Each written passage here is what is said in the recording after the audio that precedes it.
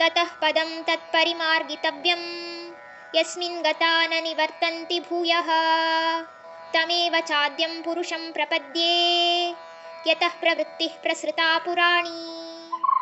ಯಾವಾಗ ಈ ಸಂಸಾರದ ಬಂಧನವನ್ನ ವೈರಾಗ್ಯ ಅನ್ನುವ ಕೊಡಲಿಯಿಂದ ನಾವು ಕತ್ತರಿಸಿವೋ ಆಗ ನಮಗೆ ಮುಂದೆ ಪುನರ್ಜನ್ಮವಿಲ್ಲದೆ ಹೇಗೆ ಮೋಕ್ಷದ ದಾರಿಯನ್ನು ಪಡೆಯೋದು ಅನ್ನುವ ಯೋಚನೆ ಆಗಲಿ ಸ್ಥಿತಿಯಾಗಲಿ ದೊರಕಲು ಸಾಧ್ಯ. ಆದ್ದರಿಂದ ನಮ್ಮ ವ್ಯಕ್ತಿತ್ವವನ್ನು ಮೊದಲಿಗೆ ಪರಮಾತ್ಮನಿಗೆ ಶರಣಾಗಿಸಬೇಕು.